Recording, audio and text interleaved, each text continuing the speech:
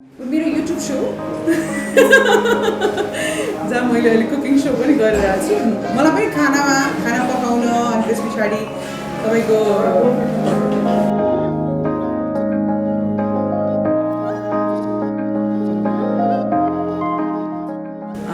मेरो नातिना हुन्जेलसम्म पनि गोदरेज इन्टेरियरसँग सहकार्य गर्न पाइयोस्।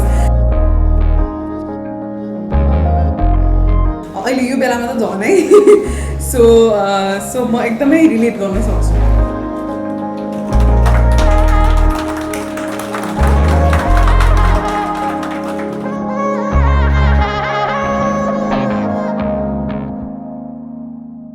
वेल मलाई चाहिँ उहाँले कन्ट्याक्ट गर्नुभयो अनि त्यस पछाडि तपाईँको अब सिन्स अब हामी फिल्म इन्डस्ट्रीमा मिडियामा भएको धेरै वर्ष भइसक्यो होइन, र धेरै ब्रान्डहरूसँग एसोसिएटेड भएर काम पनि गरिसक्यौँ र गोदरेज इन्टेरियरको पनि त्यसरी नै उहाँहरूले अप्रोच गर्नुभयो। हामीले नेपालमा गोदरेज अब नामै काफी छ यसै पनि होइन, सानैदेखि गोदरेजको बराज गोदरेजको धेरै खालका फर्निचर्सहरू हामीले युज गर्दै आएका छौँ। नेपाली हाउसहोल्डमा एकदमै कमन नेम हो गोदरेज। सो उहाँहरूले अप्रोच गरिसकेपछि चाहिँ आई फेल्ट लाइक ओके यो चाहिँ राम्रो एसोसिएसन कोलाबोरेसन हुनसक्छ भनेर चाहिँ गोदरेजसँग चाहिँ म कोलाबोरेट गर्न आएँ।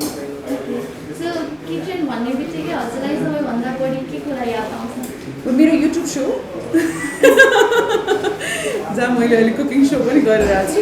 मलाई पनि खाना पकाउन अनि त्यस पछाडि तपाईँको गोदरेज मोडुलर किचन भन्ने बित्तिकै हुन्छ नि, मैले फेरि म कुनै पनि ब्रान्डबाट एसोसिएटेड हुन अगाडि रिसर्च पनि गर्छु। सो रिसर्च गर्दाखेरि चाहिँ एकदमै राम्रो रिभ्युजहरू देखेँ। इन्डियामा त तपाईँको यसको जति डिमान्ड छ त्यति सप्लाई गर्न नसकेर हुन्छ नि, उहाँहरू प्रोडक्सन यस्तो छ त्यहाँ होइन, र एकदमै कमन नेम एकदम पपुलर अलरेडी।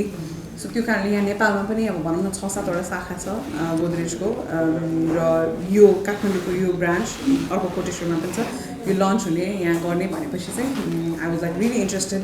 अब किचन भन्ने बित्तिकै मलाई के याद आउँछ भन्नुहुन्छ भने खानै याद आउँछ डेफिनेटली होइन, अहिले यो बेलामा त झनै सो म एकदमै रिलेट गर्न सक्छु। हजुर, हजुरको ब्लग्समा पनि हजुरले खानाहरू बनाउनु भएको देख्न सकिरहेको छ। हजुर, सो कसरी चाहिँ त्यो इन्ट्रेस्ट आयो त? यो टाइम युटिलाइज गर्नुभएको कि प्यासन हो हजुरको? इन्ट्रेस्ट पहिल्यैदेखि हो होइन, खाना पकाउन मलाई असाध्यै रुचि छ, मलाई इन्ट्रेस्ट पनि लाग्छ। अब प्यासन हो भनौँ न एउटा होइन, सिक्दैछु कति कुराहरू आउँदैन थियो। अहिले मलाई मेरो सासु आमाले पनि धेरै कुराहरू सिकाउँदै हुनुहुन्छ।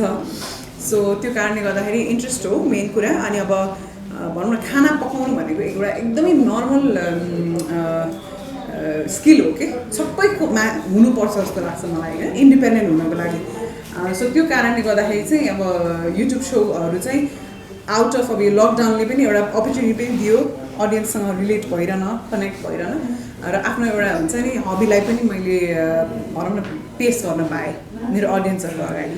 कहिलेदेखि स्टार्ट गर्नुभयो? I mean like first time cooking गरेको एक्सपिरियन्स याद छ? धेरै अगाडि, आई थिङ्क धेरै अगाडि when I was very young भनौँ न, धेरै पहिल्यैदेखि नै हो मलाई खास कुकिङमा इन्ट्रेस्ट चाहिँ। यसो कहिले के बनाए के, तर म एकदम मुडी कुक हो है, मलाई सधैँ चाहिँ पकाउनु मन लाग्दैन। एकदम कहिलेकाहीँ मलाई एकदम खान मन छ तर अरूले भन्दा मै मिठो बनाउँछु यो भन्ने जस्तो लाग्यो भने चाहिँ म पकाउँछु। हजुर, फर्स्ट टाइम के कुक गर्नुभएको थियो? त्यो एक्ज्याक्टली याद छैन, मलाई हलुवा जस्तो लाग्छ है सम्झिँदाखेरि चाहिँ है। हामी एकदम गुलियो खानुपर्ने परिवार मेरो माइतीतिर, अनि त्यो कारणले गर्दाखेरि मलाई त्यो बनाएको हो कि जस्तै आउँछ सम्झना। हजुर, सो अहिले हजुरको किचन, हजुरको घरमा भएको किचनको डिजाइन चाहिँ कसले गर्नुभएको? त्यो त मेरो इनलजले अफकोर्स मेरो सासु ससुराले गर्छ, उहाँहरूको ड्रिम हाउस हो त्यो होइन, सो उहाँहरूले गर्छ। It's beautiful. हजुर, त्यो घरमा आएपछि केही चेन्जेस गर्नुभयो त? अब चाहिँ म गोदरेजको इन्टेरियर किचन हाल्ने साँच्ची नै सोचिरहेको छु, किनभने since I became the influencer होइन ब्रान्डको। अनि मैले अस्ति भर्खर उहाँहरूसँग कुरा पनि गरेको थिएँ, हाम्रो घरमा पनि अब गोदरेजको तल एउटा किचन मलाई एकदम मन पनि परेको छ। सो एकदम प्र्याक्टिकल खालको किचन, सफा गर्न सजिलो। हाम्रो नेपाली खानपान भनेर चिल्लो पिरो हुन्छ होइन, हाई मेन्टेनेन्स नहोस्, सजिलै मेन्टेन गर्न सकियोस् भनेर चाहिँ ठ्याक्क एउटा तल मैले किचन पनि भेटाएको छु। So I think I am going to put that in my house. Kitchen भन्ने बित्तिकै खाना अफकोर्स खाना नै बढी पाक्ने ठाउँ हो, साथसाथ क्लिनिङ र भाँडा पनि माझ्नुपर्छ। सो त्यो पनि गर्नुहुन्छ कि नै खाना बनाउनु?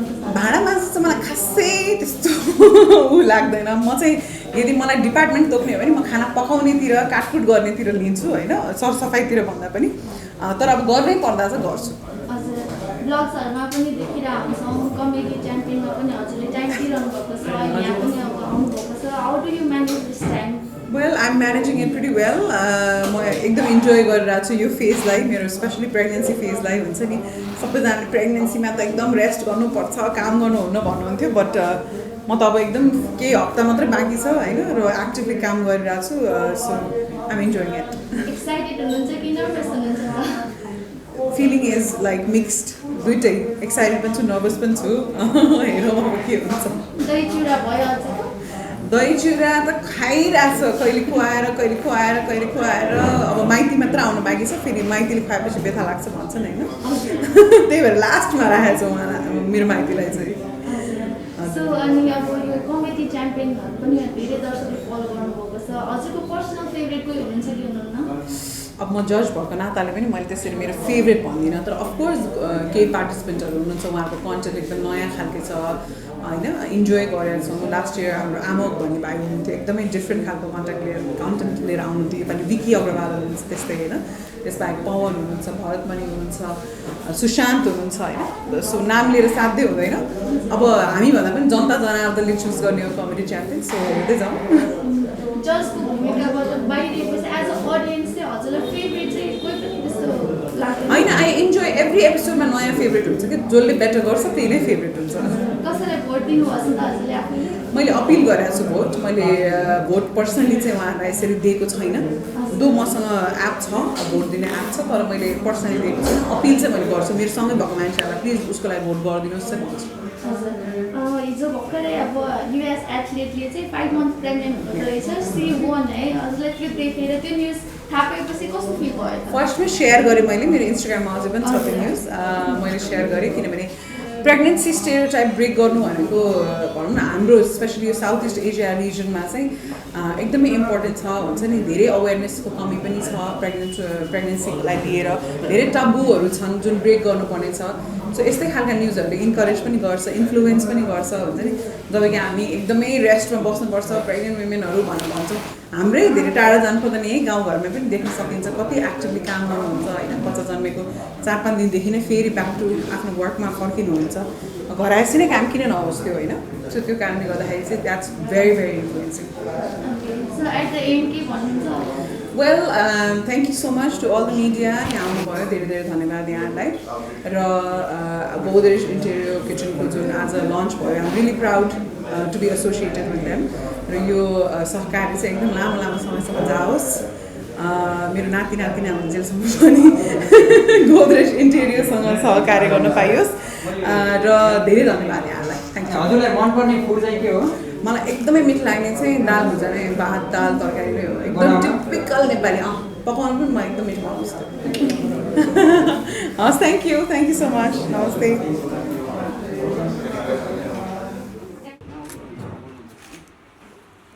ओम भद्रं कर्णेभिः शृणुयाम देवा भद्रं पश्येमाक्षभिर्यजत्राः स्थिरैरङ्गैः तुष्ट्वा भुंसस्तनोभिर्वचे महिदेव हितं जदायुः।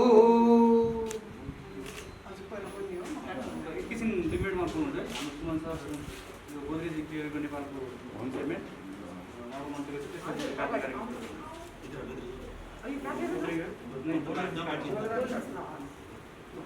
ओम मङ्गलम भगवान् विष्णु मङ्गलम मङ्गलम पुण्डरीकाक्षी मङ्गलाय तनोहरि। श्रावण महिनाको 26 गते यस मङ्गलबारको दिन यस नेपालको राजधानी काठमाडौँमा 1 व्यक्ति हामी नेपालको गोदरेज मोडल किचनको हातबाट आजको यस सबै भव्य उद्घाटन समारोहमा पाल्नु हुने आदरणीय व्यक्तित्वहरूलाई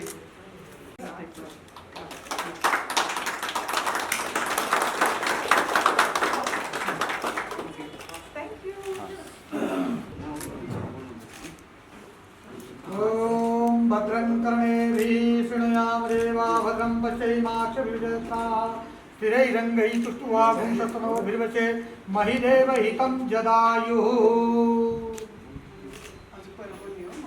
एकैछिन 2 मिनटमा पुग्नुहुन्छ है। हाम्रो सुमन सर यो गोदरेज इन्टेरियरको नेपालको होम चेयरम्यान उहाँको मन्त्रीको चाहिँ कार्यक्रम ओम मंगलम भगवान विष्णु मंगलम गरुड़ मंगलम पुंडरीकाक्षी मंगलाय तनोहरि। श्रावण महीना को 26 गते इस मंगलबार को दिन इस नेपाल राजधानी काठमाडौँमा 1 मिति हामी नेपालको गोदरेज मोड किचनको हातबाट आजको यस सबै भव्य उद्घाटन समारोहमा पाल्नुहुने आदरणीय व्यक्तित्वहरूलाई